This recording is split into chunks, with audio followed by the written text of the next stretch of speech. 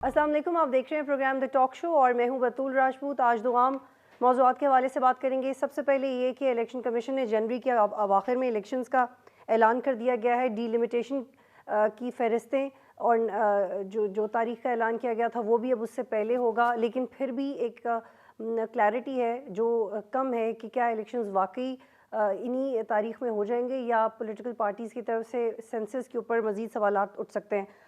और प्रोग्राम के आखिर में ये भी डिस्कस करेंगे कि कनाडा में खालिस्तान तहरीक के रुकन को कत्ल किया गया। कैनेडियन वज़ीर आज़म ने बराह रास्त ये कहा कि उनको इंटेलिजेंस हैं कि इंडियन फोर्सेस इसमें मुलव्वस हैं। इस पर भी तफसील से बात करेंगे कि क्या मगरब को अब भारत का वो चेहरा जो भारत हमेशा छुपाता रहा है वो नज़र आएगा और क्या उसकी पॉलिसीज़ इस पर चेंज होंगे, यानी इससे बात करेंगे। सबसे पहले मुझे ज्वाइन करें अहमद बिलाल महबूब साहब, उनसे बात करेंगे। बहुत शुक्रिया सर। सर बताएं, आम इंतखाबात अगले जनवरी के आखिरी हफ्ते में करवाए जाएंगे, इलेक्शन कमीशन ने कह दिया है। ये जितना स्मूथली उन्होंने स्टेटमेंट दिया, मेरा आपसे सवाल ये है कि ये प्रेशर में आके दिया है क्योंकि कुछ इंटरनेशनल डिप्लोमेट्स की भी उनसे मुलाकातें होती रही, मीडिया में बार बार सवाल उठता रहा। सीसीआई मीटिंग के बाद पाकिस्तान पीपल्स पार्टी ने भी अपनी पोजीशन चेंज की। तो ये जो मखसूस स्टेटमेंट आई है, आपको लगता है कि ये तैयारी की बुनियाद पे आई है या प्रेशर की बुनियाद पे आई है? बहुत शुक्रिया। मेरे ख्याल ये दोनों बुनियादों पे आई है। तैयारी का काम तो इलेक्शन कमीशन बहुत पहले से तैयार है। वो अक्टूबर में इलेक्शन कराना चाहता था और उसके लिए तैयार भी था। लेकिन ये जो नई मर्दमशुमारी के नतायज फिर जारी हो गए अचानक, तो उसके लिए उन्हें फिर डीलिमिटेशन के लिए जाना पड़ा। अगरचे उसके बारे में एक कॉन्स्टिट्यूशनली थोड़ा सा इख्तलाफ राय मौजूद है कि क्या वो डीलिमिटेशन करना ज़रूरी भी था या नहीं था, लेकिन इलेक्शन कमीशन ये समझता है कि वो ज़रूरी था। तो उस वजह से उन्हें वो 4 महीने की ताख़ीर करनी पड़ी, हम्म। जो कि वो अक्टूबर में तैयार थे। तो वैसे वो बहुत प्रिपेयर्ड हैं। बाकी उनकी तमाम तैयारियाँ मुकम्मल हैं। लेकिन ये आपने जो प्रेशर की जो बात की, ये भी किसी हद तक दुरुस्त है, क्योंकि मुझे बाहर के प्रेशर का तो पता नहीं है, लेकिन मुल्क के अंदर हर रोज़ तकरीबन टॉक शोज़ का सब्जेक्ट ये होता था, पॉलिटिकल पार्टीज़ की तरफ से बयानात होते थे कि इलेक्शन के तारीख का ऐलान किया जाए, और एक खामखा के कुछ वसवसे थे, कुछ शकूक थे कि ये शायद तारीख नहीं आ रही, तो इसका मतलब ये है कि इलेक्शन शायद होना ही नहीं है या गैर मुअय्यना मुद्दत तक मुलतवी हो जाएँगे। तो फिर उसकी वजह से हम भी ये मुतालबा कर रहे थे, बाकी सब लोग भी कर रहे थे कि अब जबकि ये डेट तय हो गई है कि कब डिलिमिटेशन मुकम्मल हो जाएगी, तो उसके बाद तो ये एक मैकेनिकल सा प्रोसेस है, आप तारीख दे दें। तो उन्होंने तारीख तकरीबन दे दी है। ठीक। तो ये दोनों ही वजूहात थी जिसकी वजह से उन्होंने ये तारीख दी है। ठीक है। अहमद बिलाल साहब, ये बताइएगा कि जो डिलिमिटेशन होगी उस पर भी अगर किसी सियासी जमात का एतराज़ आए, उसको एड्रेस करने में क्या उतना ही वक्त लगेगा जितना इलेक्शन कमीशन ने वाजे किया है, या उससे ज़्यादा लग सकता है? देखिए, आज तक तो जितनी डिलिमिटेशन हुई है मुझे याद है, उसमें कभी ये जो टाइम दिया जाता है इससे ज़्यादा नहीं लगता। हम्म। वो फिर इलेक्शन कमीशन बहुत इंटेंसिफिकेशन करता है, बड़ी लंबे दिन लंबा हो जाता है, लेट इवनिंग बैठ के उसकी समाअत कर लेते हैं, लेकिन ये काम होता 4 महीनों के अंदर-अंदर ही है। हम्म। तो इस दफ़ा चूँकि मेरे ख़्याल में डिलिमिटेशन का जो काम होगा वो बहुत ज़्यादा नहीं होगा, क्योंकि सूबों के अंदर जो कॉन्स्टिट्यूएंसीज़ की तादाद है वो चेंज नहीं हुई। तो इसलिए मेरा गुमान ये है, इसलिए उन्होंने 14 दिन कम भी कर दिए थे। जो 14 दिसंबर को काम होना था वो 30 नवंबर को हो जाएगा। तो ये जो एतराज़ात होंगे, इन एतराज़ात की समाअत के लिए 1 महीना जो रखा गया है, हम्म। वो भी इसी के अंदर कंप्लीट हो जाएगा। तो मेरा ख़्याल है कि 30 नवंबर को ये तमाम जो शकूक और शुबहात और एतराज़ात हैं, ये तमाम ख़त्म हो जाएँगे और फिर उसके बाद इलेक्शन का शेड्यूल जारी किया जाएगा। अहमद महबूब साहब, ये किस तरह के इलेक्शंस होंगे? आप क्या समझते हैं कि पहले होने वाले इलेक्शन से किस तरह के इलेक्शंस होंगे? 2018 के इलेक्शंस में आरटीएस बैठ गया था। उससे पहले जो इलेक्शंस थे उसमें हम 4 हलकों की बहस में पड़े रहे, वो भी क्लैरिकल मिस्टेक्स पे आके कंक्लूड हुआ। ये किस तरह के इलेक्शंस होंगे? क्या इसमें वाकई इलेक्शन कमीशन की तैयारी इतनी अच्छी है कि हमें फॉर्म 14 और दीगर मसाइल और शिकायतें नहीं सुननी पड़ेंगी, और वाकई जो लोअर स्टाफ है या जो अमला है वो भी वेल प्रिपेयर्ड है, और इलेक्शन कमीशन अपनी उनकी तरफ से जो टेक्निकल मिस्टेक्स जिनको टेक्निकली कहा गया था वो सब कवर अप हो गया, और अब हम एक शफाफ इलेक्शंस देखेंगे जनवरी में?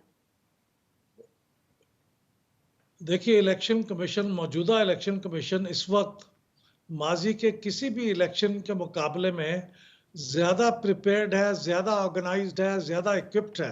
हम्म। और मेरे ख्याल में ज़्यादा असर्टिव भी है कि उन्होंने फेयर इलेक्शन कराने हैं, क्योंकि काफ़ी मुद्दत के बाद ये जो इसके चीफ इलेक्शन कमिश्नर हैं, वो इंतज़ामी तजर्बा रखने वाली शख्सियत है। तो इसलिए वो तमाम इंतज़ामी लूप होल्स को समझते हैं, जो इंतखाबात के रास्ते में रुकावट बन सकते हैं। तो मेरा ख़्याल ये है कि इक्विप्ड तो वो पहले से ज़्यादा है। लेकिन माज़ी में भी अगर जो इंतखाबात के अंदर, जिसका आपने ज़िक्र किया आरटीएस के बैठ जाने का या कुछ और चीज़ों के बैठने का, तो वो असल में इलेक्शन कमीशन से ऊपर की कोई चीज़ होती थी, जो उन चीज़ों को करा देती थी, और उसके बारे में अब नहीं कहा जा सकता। मेरा ख़्याल तो ये है कि अगर उन चीज़ों को डिसरिगार्ड कर दिया जाए, उसके बारे में कोई क्यासा राय नहीं की जा सकती। लेकिन बाकी तमाम चीज़ें जो नज़र आती हैं उसके एतबार से, तो मुझे लगता है कि माज़ी के किसी भी इलेक्शन के मुकाबले में ये बेहतर इलेक्शन होना चाहिए। हम्म। अहमद बिलाल महबूब साहब, ये लेवल प्लेइंग फील्ड की बिलावल भुट्टो साहब ने भी शिकायत की। पहले लगता था वो किसी और तरफ इशारा कर रहे हैं, फिर उन्होंने वाजे किया कि मैं तो अपने साथियों की बात कर रहा हूँ और हमारी शिकायत दूर कर देंगे। प्रॉबेबली काबीना में उन लोगों की शमूलियत होने पर एतराज़ कर रहे थे जिनके इंक्लिनेशन नवाज शरीफ की तरफ है। लेकिन आप कैसे देख रहे हैं लेवल प्लेइंग फील्ड, जो नई पार्टियां बनी हैं, जो पुरानी पार्टियां हैं, और पीटीआई किस तरह से मुतहर्रिक हो पाएगी? तो ये जो लेवल प्लेइंग फील्ड है और जो जिन हालात में इलेक्शंस हो रहे हैं, किस कौन सी पार्टी आपको कंपैरेटिवली प्रिपेयर्ड लगती है? देखिए, पीटीआई तो इस वक्त शायद अगर शिकायत करे कि लेवल प्लेइंग फील्ड नहीं है, तो उसकी शिकायत मेरा ख्याल काफ़ी हद तक बजा होगी, हम्म। क्योंकि उसका चेयरमैन भी इस वक्त कैद में है, और उसके बाकी बहुत जो रहनुमा है, नंबर 2, नंबर 3, नंबर 4, वो भी इस वक्त कैद में है। और बाकी बहुत से कारकुन और रहनुमा या तो वो छोड़ गए हैं पार्टी, या उनके ऊपर कोई दबाव बताया जाता है, तो इसलिए वो किसी हद तक हक बजानिब है। लेकिन बाकी सब पार्टियों के लिए मेरा ख्याल ये लेवल प्लेइंग फील्ड ही है। वो बाकी शिकायत कुछ छोटी-मोटी हो तो हो, हम्म। लेकिन बाकी मामलात में मेरे ख्याल में ये लेवल प्लेइंग फील्ड है, इसलिए शिकायत दुरुस्त नहीं है। लेकिन जो अगर कोई शिकायत है भी, तो वो बहरहाल इलेक्शन कमीशन के सामने रखी जा सकती है। इलेक्शन कमीशन ने खैबर पख्तूनख्वा में ताख़ीर से ही सही, लेकिन वहाँ की तकरीबन पूरी कैबिनेट को तब्दील करवा दिया। और अब यहाँ पे भी फेडरल कैबिनेट को ख़त लिखा है, केयरटेकर कैबिनेट को, कि आप भी ज़रा ख्याल करें कि जिन लोगों को आपने इंडक्ट किया हुआ है वो पार्टी एफिलिएशन ना रखते हों। लेकिन वो चूंकि मोस्टली ब्यूरोक्रेट्स हैं, इसलिए उनके बारे में ये कहना ज़रा मुश्किल है कि वो पार्टी के साथ एफिलिएटेड है। किसी के साथ काम करना लाजमी नहीं है कि उस पार्टी के साथ हमदर्दी भी हो, तो इसलिए उसको साबित करना ज़रा मुश्किल होगा। लेकिन बहरहाल इलेक्शन कमीशन ने ख़त लिखा है, और जिस किसी को भी शिकायत है वो इलेक्शन कमीशन से रजू करे, तो मेरा ख्याल वो इस काबिल हैं कि वो चीज़ों को तब्दील करा सकते हैं इस वक्त। ठीक। अहमद बिलाल महबूब साहब, एक और जाविया है जिसके ऊपर 14 मई से पहले इलेक्शन कमीशन ने भी बात की थी, और उसने कहा था कि इंटेलिजेंस एजेंसी की तरफ से ये रिपोर्ट्स हैं कि मुल्क के हालात बेहतर नहीं है। और अब रिसेंटली हम ज़्यादा हमले भी देख रहे हैं बॉर्डर के ऊपर भी, और हाफिज़ अब्दुल्ला साहब पे भी हमला हुआ, उससे पहले भी उनके कॉलीग्स के ऊपर 2017 में भी अटैक्स हुए, ख़ास तौर पर केपीके के अंदर। तो खुदा न खासा वैसी सिचुएशन तो नहीं है जैसे 2013-14 में थी, लेकिन एक वेव है और एक इनसिक्योरिटी ज़रूर है। आपको लगता है कि इसको भी कंसिडर कर सकती हैं अथॉरिटीज़ आगे जाके, और इलेक्शन कमीशन और सियासी जमातें, जैसे मौलाना फजल रहमान पहले ही कह चुके हैं? देखिए, बज़ाहिर तो मुझे नहीं लगता कि कोई सिक्योरिटी के खदशात हों। चंद एरियाज़ वल्नरेबल हो सकते हैं, और वहाँ पे अगर हम सिक्योरिटी के अपना इंतज़ामात को रीइंफोर्स कर लें, तो मेरे ख़्याल में वहाँ पे भी चीज़ों को काबू पाया जा सकता है। ये माज़ी में जो इलेक्शन हुए हैं उनके मुकाबले में 2000 जैसे 8 में इलेक्शन हुए थे, 2013 में इलेक्शन हुए थे, उसके मुकाबले में तो ये बहुत मेरे ख़्याल में बेहतर सिचुएशन है। तो ठीक। इसलिए मुझे नहीं लगता कि सिक्योरिटी सिचुएशन कोई मज़ाहम होगी फ्री एंड फेयर इलेक्शन में। लेकिन कहीं-कहीं ये मामला चैलेंजिंग हो सकता है, ख़ास तौर पे बलूचिस्तान में, खैबर पख्तूनख्वा में, जहाँ ट्रेडिशनली भी कुछ पॉकेट्स हैं, जहाँ टेररिज्म के कुछ जी वाक़यात होते रहते हैं। ठीक। अहमद बिलाल महबूब साहब, मेरा आपसे आखिरी सवाल है और लाइटर नोट पे है, लेकिन आई एम श्योर आपके यू वेरी लर्न एंड आप मुझे क्लैरिटी से ही जवाब देंगे। सर ये मुझे बताएं कि ये जो पिछले चंद हफ्तों की डेवलपमेंट्स हैं और फिर ये जो इलेक्शन कमीशन ने तारीख दी है, इसके बाद से ये बहस ख़त्म हो गई है कि तारीख कौन दे सकता है, सदर या इलेक्शन कमीशन? ये बहस ख़त्म हो गई है तारीख देने के बाद, ये बहस अपनी जगह बाकी है? नहीं, बहस ये चलती रहेगी। अगरचे अब ये बहस एकेडमिक ज़्यादा है हम्म और ये इस वक़्त इसकी कोई प्रैक्टिकल वैल्यू नहीं है, हम्म क्योंकि अब इतना वक़्त गुज़र चुका है कि अगर ये कह भी दिया जाए कि 90 रोज़ में इलेक्शन कराने के लिए टाइम सदर ममलकत देंगे, तो 90 रोज़ में तो इलेक्शन हो नहीं सकते। हम्म अब तो ये जितना वक़्त गुज़र गया है उसके बाद ये जो डेट इलेक्शन कमीशन दे रहा है, इसी को मेरे ख़्याल में कबूल करना चाहिए। लेकिन मैं ज़ाती तौर पे ये समझता हूँ कि लीगली भी प्रेसिडेंट साहब का केस ज़रा कमज़ोर था, हम्म इसीलिए उनका ख़त भी कमज़ोर था जो उन्होंने इलेक्शन कमीशन को लिखा था। ठीक है, बहुत शुक्रिया अहमद बिलाल महबूब साहब प्रोग्राम में ज्वाइन कर रहे थे। यहाँ पे एक ब्रेक लेंगे, वापस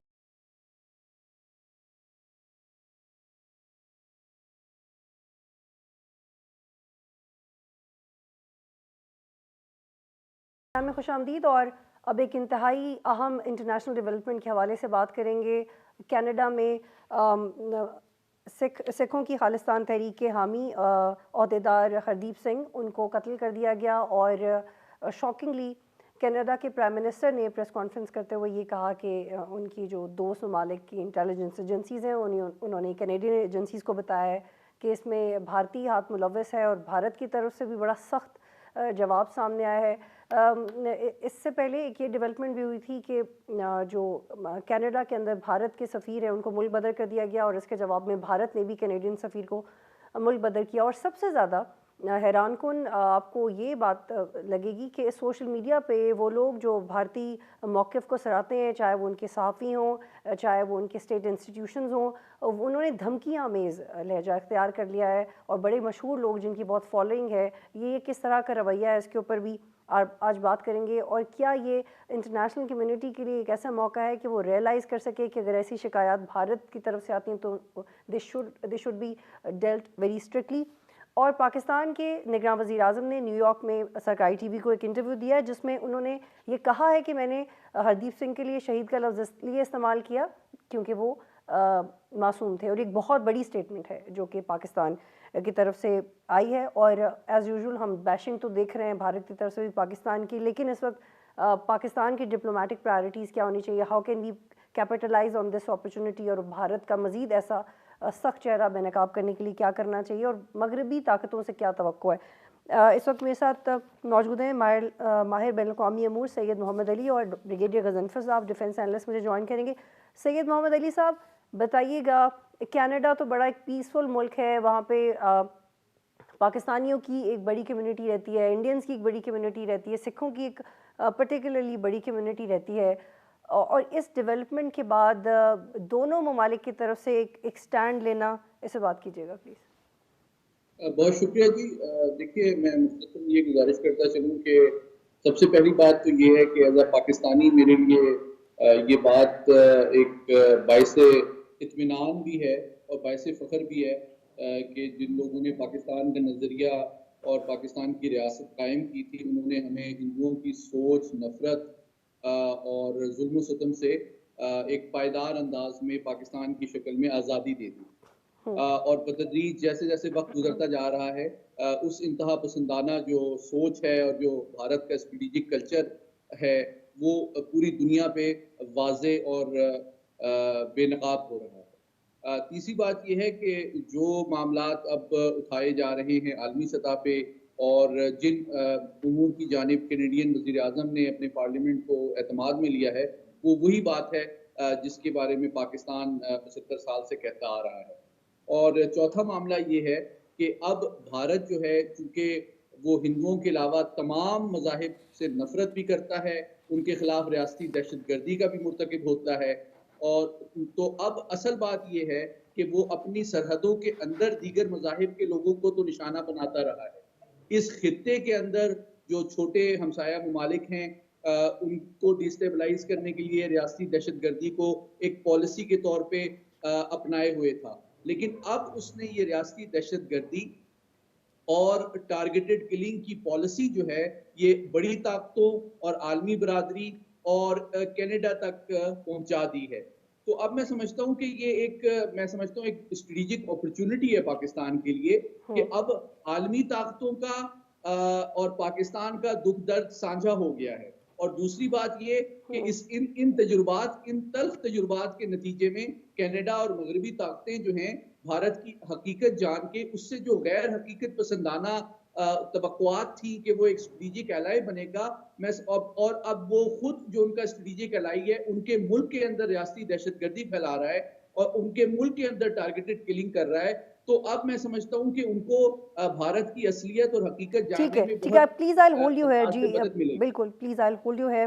ब्रिगेडियर गजनफर साहब, इंडियन हुकूमत का ये कहना है कि शुमाली इंडिया में जो लोग खुद मुख्तार रियासत बनाना चाहते हैं, कैनेडियन गवर्नमेंट उनकी सरपरस्ती करती है, उनको प्रोटेक्शन देती है, और हरदीप सिंह जिनका कत्ल हुआ है वो कम से कम 4 केसेस में मतलूब थे, इन पे शिद्दत पसंदी और एक कत्ल की साजिश का भी इल्ज़ाम था, और वो ऑब्वियसली इसकी तरदीद करते रहते।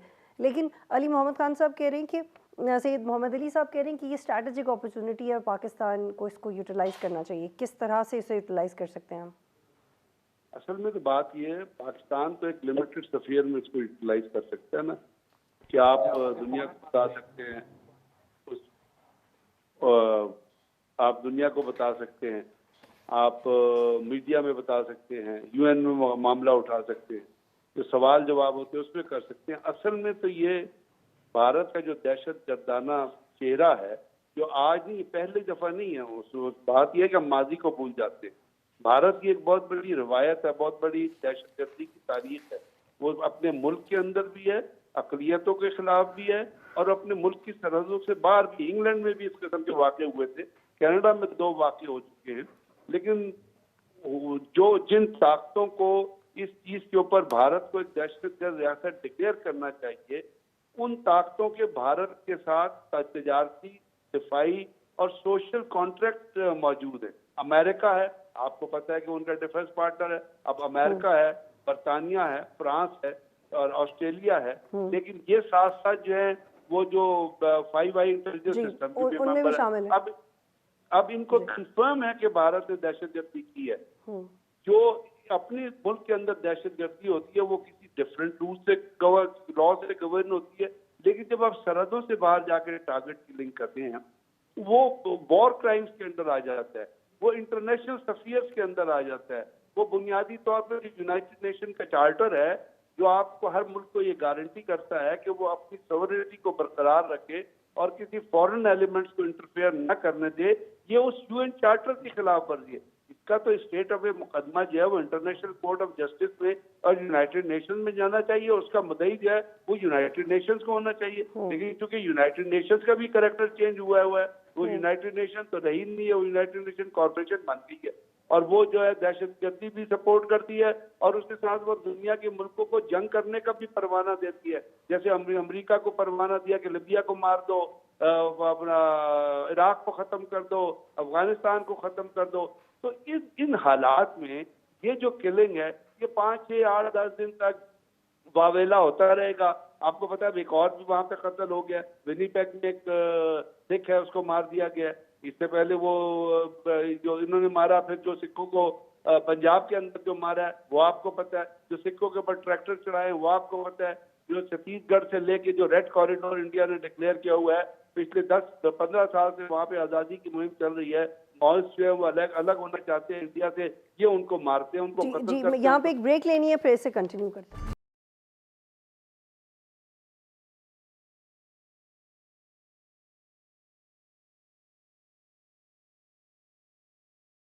प्रोग्राम में खुशामदीद जी। सैयद मोहम्मद अली साहब, रिसेंटली निगरान वज़ीर-ए-आज़म ने एक इंटरव्यू दिया है और बड़ा टाइमली इंटरव्यू है, और वो पाकिस्तान की स्टेट पॉलिसी को भी रिफ्लेक्ट करता है, क्योंकि फौरी तौर पे इस पर रद्द-ए-अमल आया। उन्होंने कहा कि हम शहीद इसलिए कह रहे हैं क्योंकि वो मासूम है, भारत पाकिस्तान में बलूचिस्तान की दहशतगर्दी में मुलव्वस रहा है, और हम वो डोज़ियर ऑलरेडी यूनाइटेड नेशंस में भी दे चुके हैं, प्रॉबेबली चेयरमैन PTI के दौर में भी और नवाज शरीफ के भी दौर में भी, आसिफ अली जरदारी साहब के दौर में भी। लेकिन what are we going to do exactly? जैसे ब्रिगेडियर गजनफर साहब कह रहे हैं कि मुद्दई यूनाइटेड नेशंस को होना चाहिए, लेकिन maybe we are expecting a lot, ऐसा होता हुआ दिखाई नहीं दे रहा। फिर कैसे जाएगा मामला इंटरनेशनल कोर्ट ऑफ जस्टिस में? और ऑन दी अदर हैंड, ये जो 5 आइज़ की बात हो रही है, अगर अमेरिका, बरतानिया और ऑस्ट्रेलिया ने ये इन्फॉर्मेशन दी है, यही इनके अलाइज भी हैं, फिर ये कैसे होगा सर? जी बिल्कुल। देखिए, बैनुल-अक़वामी जो ताल्लुकात हैं और जो बैनुल-अक़वामी सियासत है, उसका परमानेंट उसूल जो है वो ये है कि कोई परमानेंट फ्रेंड नहीं होता और कोई परमानेंट एनिमी नहीं होता। तो बुनियादी बात ये है कि मैं सीधी बात ये करूँगा कि भारत को मगरबी ताकतों ने इसलिए एक स्ट्रेटेजिक पार्टनर बनाया था कि वो उसको चीन के खिलाफ इस्तेमाल कर सके। अब 3 बुनियादी तब्दीलियाँ आई हैं, जिसकी वजह से मैं समझता हूँ कि वो अपनी सोच में किसी हद तक नज़रसानी करेंगे। नंबर 1 ये कि पिछले कई सालों से भारत जो है वो इतना फोर्थकमिंग नहीं है अमेरिका के बिहाफ पे चाइना से ताल्लुकात कशीदा करने के लिए, जितना कि अमेरिका की तवक्को है। और अमेरिका में ये इदराक बढ़ रहा है कि भारत चाइना के खिलाफ इतना ज़्यादा ताउन नहीं कर रहा और एक्चुअली इस स्ट्रेटेजिक पार्टनरशिप को सिर्फ डिप्लोमेटिक और टेक्नोलॉजिकल और डिफेंस इक्विपमेंट और सपोर्ट हासिल करने के लिए इस्तेमाल कर रहा है। ये इदराक अमेरिका के अंदर बढ़ रहा है। दूसरी बात ये है कि देखें, पहले तो मुसलमानों को, कश्मीरियों को तो ये दहाइयों के साथ कत्ल करते रहे हैं और जुल्म-सितम का निशाना बनाते रहे हैं और उस पे दुनिया दूसरी तरफ देखती थी। लेकिन आपने इस चीज़ को नोटिस किया होगा कि जब मणिपुर में 250 चर्चेस जलाए गए और बहुत सारे ईसाइयों को कत्ल किया गया, तो इस मामले का नोटिस यूरोपियन पार्लियामेंट ने लिया और यूरोपियन यूनियन को ये एहसास हुआ कि ये तो सिर्फ मुसलमानों के साथ जुल्म नहीं कर रही, तो ईसाइयों के भी दुश्मन है। तो थोड़ा सा उनकी सोच में तब्दीली आई और अब ये जो तीसरा वाकया हुआ है कि अब वो जो कैनेडियन नेशनल्स हैं, उनके खिलाफ वो अपने इंटेलिजेंस एजेंट्स को डिप्लॉय करके टारगेटेड किलिंग कर रहे हैं। तो ये चीज़ जो है अब एक लम्हे फिक्रिया है 5 आई के लिए, सिर्फ कनाडा के लिए नहीं। और ब्रिगेड साहब मुझसे बेहतर जानते हैं कि इन 5 पावर्स जो हैं ये वेस्टर्न क्रिश्चियन प्रोटेस्टेंट पावर्स हैं। इनका एक वैल्यू सिस्टम है, मुझे आइडियोलॉजिकल एक अलायंस है। ये वाइट कॉकेशियन रेस है और ये प्रोटेस्टेंट मेजॉरिटी स्टेट्स हैं। तो चाहे न्यूजीलैंड हो, चाहे ऑस्ट्रेलिया हो, चाहे बरतानिया हो, चाहे कनाडा हो, चाहे अमेरिका हो, और इनके दरमियान इंटेलिजेंस शेयरिंग है। तो पार्लियामान को खिताब करने से पहले कैनेडियन वजीर आजम ने इन तमाम ममालिक की क़यादत को एतमाद में लिया है और उनके पास ऐसे शवाहिद मौजूद हैं जिसको वो, मैं समझता हूँ कि अब वो लीगली आगे परसू करेंगे। ठीक है, क्योंकि ये जो एक्शन है ये बैनुल-अक़वामी क़वानीन की भी खिलाफ वर्जी है और बतदरीज मैं समझता हूँ कि अपने सिक्योरिटी, डिफेंस, इकोनॉमिक और इंडस्ट्रियल और टेक्नोलॉजिकल प्लीज वो रिव्यू करेंगे। प्लीज ब्रिगेडियर गजनफर साहब, will India be dealt strictly and how and in what time probably? जो आपका ये सवाल है ना, वो रिवॉल्व करता है इंटरनेशनल पॉलिटिक्स के। जब आप हाउ एंड व्हाई कहते हैं ना, तो उसमें तो स्टेट अवे एक अदालत आ जाती है, एक मुजरिम आ जाता है और एक जज आ जाता है या एक जजेस का पैनल आ जाता है। कुलभूषण यादव पाकिस्तान में आया था, एक सर्विंग ऑफिसर्स है, उसके डॉक्यूमेंट्स प्रेजेंट किए गए थे, उसकी सर्विस बुक प्रेजेंट की गई थी, उसकी लोकेशन प्रेजेंट की गई थी, वो भी रॉ का नुमाइंदा था, वो भी अजीत कुमार डेविल उसको डायरेक्ट कर रहा था। लेकिन इंटरनेशनल जो एरेना है, इंटरनेशनल जो कुव्वतें हैं, या आप चले जाएं इंटरनेशनल कोर्ट ऑफ जस्टिस की तरफ चले जाएं, उन्होंने इस चीज को मानने से इनकार कर दिया। उन्होंने पाकिस्तान को एक ब्लैंक लुक दे दिया। इससे पहले पाकिस्तान का एक जहाज पाकिस्तान के पैरामीटर के अंदर सिंध में फ्लाई कर रहा था, नेवी का जहाज, आपको याद होगा। उसको इंडियन ने, वो अपने मैनग्रोव्स, हमारा उसकी रिकॉनेसेंस के लिए बॉर्डर के साथ साथ सिस्टम होता है, वो उस सिस्टम पे नेवी का सर्विलेंस जहाज था जो रुड़ा था। भारत ने उसको मिसाइल मारा, वो जहाज गिर गया। उसके अंदर 11 के 13 बड़े कीमती लोग शहीद हो गए, अल्लाह उन्हें जन्नत नसीब करे। हम वो मामला जो है हमने कहा हम रिस्पॉन्ड करें। नवाज शरीफ प्राइम मिनिस्टर था, उसने कहा नहीं जी नहीं, रहने दो, इसको इंटरनेशनल कोर्ट ऑफ जस्टिस में लेके जाएंगे। उन्होंने वही मुकदमा उठा के पाकिस्तान के मुंह पे मार दिया कि जी आपका कोई, हमारा कोई रैशनल नहीं बनता आपकी। तो ये दुनिया का ये पॉलिटिकल सिस्टम है। इस रैशनल से इसको देखें कनाडा कभी लूज बात नहीं करता। कनाडा एक ऐसा मुल्क है जिसके अंदर अगर फ्रेंच लोग जो ये आवाज उठा देना कि फ्रांस में एक नया सूबा बनना चाहिए, क्योंकि कनाडा में फ्रेंच बोलने वाले बहुत बड़े, क्यूबेक एक उनका सूबा है जो है फ्रेंच इन्वेस्टेड, तो वो उसको रोक नहीं सकते। ये कनाडा का लॉ है। तो बुनियादी तौर पे तो होना ये चाहिए कि कनाडा के अंदर एक कोर्ट, क्योंकि आपको पता है कि वहां पे एक रॉ का सर्विंग ऑफिसर डेस्क के ऊपर पोस्टेड था, और अभी मैं आपको यहाँ बैठ के कह सकता हूँ कि कैनेडियन एम्बेसी के अंदर इस वक्त रॉ के कम से कम 8 से 10 ऑपरेटिव हैं जो पोस्टेड होंगे इन डिफरेंट, कोई चपरासी के रोल में होगा, कोई कमर्शियल। तो आप ये कह रहे हैं कि ये सारा जो एक्शन है कैनेडियन सॉइल से इनिशिएट होना चाहिए, तो ही सॉर्ट आउट हो सकता करना चाहिए, इसको इंटरनेशनली उठाना चाहिए। ठीक है। अमेरिका को इसको बहुत बहुत स्ट्रांगली सपोर्ट करिए, अमेरिका की एक वॉइस है। ठीक है, बहुत शुक्रिया ब्रिगेडियर गजनफर साहब। सईद मोहम्मद अली साहब प्रोग्राम में ज्वाइन कर रहे थे। इजाज़त दीजिए, अल्लाह।